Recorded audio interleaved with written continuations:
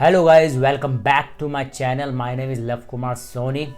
तो गाइस, एक डाउट रहता है आप लोगों के मन में कि क्या ऑनलाइन क्लासेस अच्छी हैं या ऑफलाइन क्लासेस अच्छी। क्या आप आर्ट में एक अच्छा करियर बनाना चाहते हैं लेकिन आपको एक सही राह की जरूरत है? तो आज ही संपर्क करें राह एकेडमी से BFA coaching and fine art classes के लिए।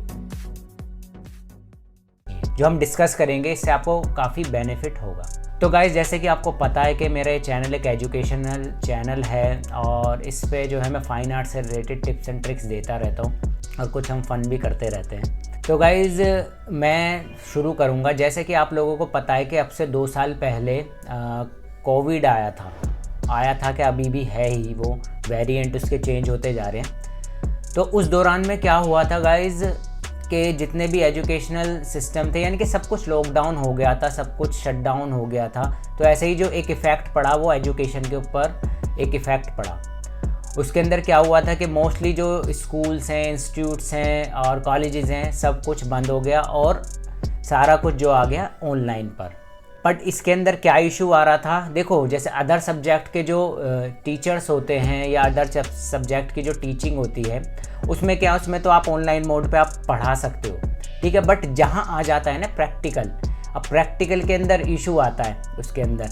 लाइक जैसे कि हमारा है आर्ट से रिलेटेड, तो हमें क्या है प्रॉपर हर चीज़ें जो है करके बतानी पड़ती हैं बच्चों को।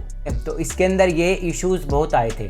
तो वैसे ही जैसे कि मैं राह एकेडमी में पढ़ाता भी हूँ, तो वहाँ पर भी ये इशू आया कि ऑनलाइन अब ऑफलाइन, जैसे उस टाइम पे बीएफए से एंट्रेंस वगैरह का चल रहा था, तो ये बहुत इश्यूज़ आए। तो इसके अंदर इशू में मैं बताता हूँ क्या क्या प्रॉब्लम्स हमने फेस करी। और उस टाइम पे जो है बहुत बच्चों की क्वेरीज़ भी आ रही थी, वो अदर इंस्टीट्यूट्स में भी पता कर रहे थे, तो ऐसे ही हमारे पास भी क्वेरीज़ आ रही थी, क्योंकि यहाँ पर भी जो बहुत सारे टीचर्स जो है वर्क करते हैं इस एकेडमी में कि सर हम ऑनलाइन कैसे लेंगे, ऑनलाइन में हमें समझ नहीं आएगा, ये तो आपका प्रैक्टिकल बेस है। तो ये बहुत सारे चैलेंजेस भी हमारे साथ में आए। तो गाइज़, मैं इसके बारे में कुछ बताना चाहूँगा कि देखो ऑनलाइन में क्या क्या इश्यूज़ हो सकते हैं और क्या क्या फेस हुआ है हमें।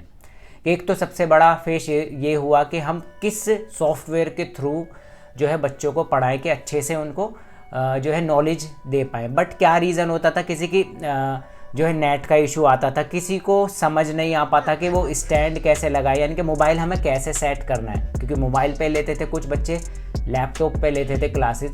तो उसके अंदर क्या क्या इशू आता था, देखो अगर हम यहाँ सिखा रहे हैं, ठीक है, या हमने कोई कलर बनाया, तो वो कलर जो है वहाँ पर एग्जैक्ट नहीं दिखाई देता स्क्रीन पे, क्योंकि जो लाइव में अगर हम देखते हैं जो सेम कलर, जैसे अभी हम बच्चों को कुछ प्रैक्टिकल बता रहे हैं, करके हम दिखा रहे हैं, कलर वाटर कलर्स वगैरह हम करा रहे हैं, तो वहाँ पे क्या होता था कि हम एकदम डायरेक्ट उसको कलर बता देते थे कि येलो कलर ऐसा होता है। लेकिन सेम येलो कलर अगर हम बच्चे को ऑनलाइन पढ़ा रहे हैं तो वहाँ पर वो ऐसा नहीं दिखाई देता था। तो इसके लिए मैंने भी बहुत ज़्यादा रिसर्च करी, शार्प तरीके से मैंने देखा उसको कि वहाँ पर जो कलर्स की टोन जो दिखाई देती है ना आप लोगों को, वो जो टोन्स होती हैं वो बहुत थोड़ी लाइट दिखाई देती है, लाइक येलो।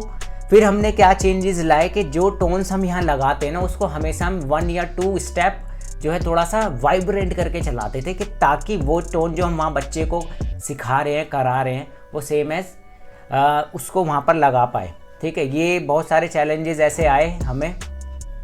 तो देखो मैं आपको कुछ वर्क भी दिखा दूंगा। देखो सबसे बड़ी बात क्या होती है गाइस, कि जो आपका टीचर है ना, जिससे भी आप सीख रहे हो, वो ठीक होना चाहिए।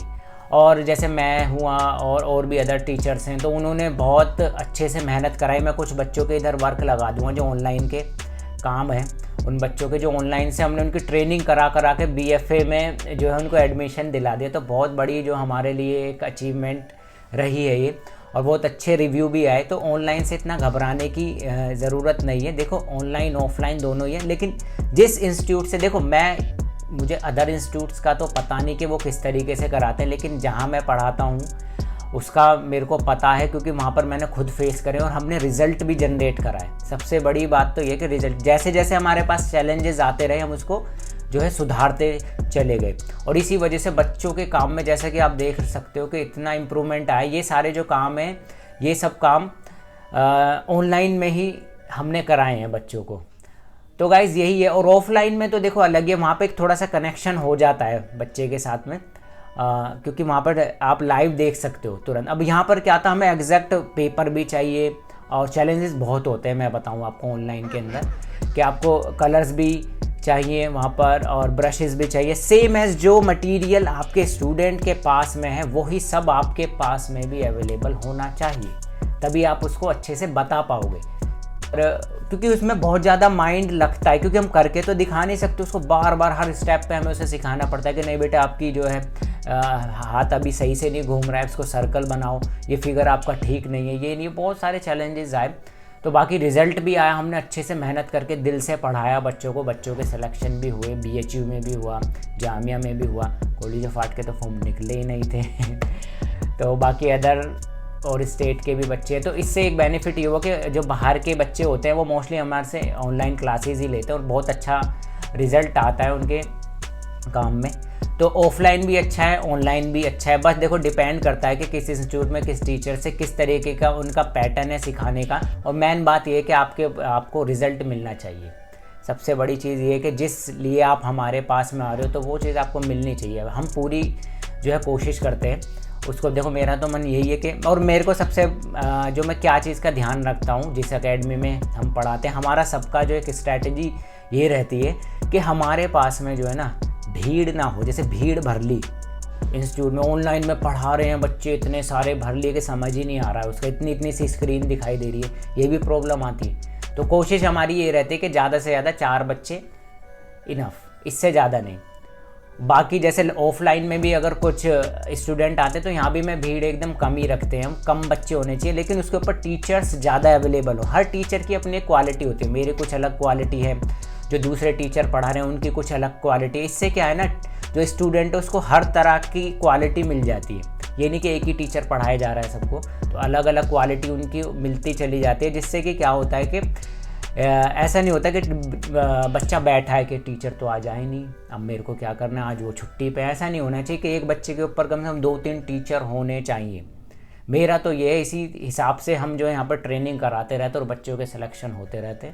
तो गाइस इतना घबराने की ज़रूरत नहीं है। ऑनलाइन क्लासेस में अगर आप कहीं ले रहे हो तो अच्छी बात है, और वहाँ पर आपको देखो वो अच्छे से सिखाए रहे होंगे तभी आप वहाँ पर ले रहे हो। तो जो भी आपके नियरेस्ट हो जो ऑनलाइन ऑफलाइन दे रहा हो तो आप ले लीजिए। जैसा कि मैंने आपको बताया कि जामिया के फॉर्म निकल चुके हैं, JJ स्कूल ऑफ आर्ट के फॉर्म निकल चुके हैं, तो आप जो है तैयारी शुरू कर दीजिएगा और ये डर को निकाल दीजिएगा कि ऑनलाइन की क्लास बेकार होती है। ठीक है, अभी क्या धीरे धीरे सीख रहे हैं, बट हाँ हमें 2 साल का तजुर्बा हो चुका है ऑनलाइन का, मुझे तो हो चुका है, इस इंस्टीट्यूट को तो हो चुका है। बहुत सारी चीज़ें ऐसी फेस आई हैं जो फटाफट रिजल्ट भी आ जाता है बच्चों के काम के अंदर। तो गाइस आई होप ये वाली वीडियो आपको अच्छी लगी होगी, और कुछ भी आपके डाउट्स हो तो ज़रूर मेरे को कमेंट कर दीजिएगा और मैं कोशिश करूँगा उसके ऊपर वीडियो बनाने की। तो मिलते हैं नेक्स्ट वीडियो में। Thank you for watching.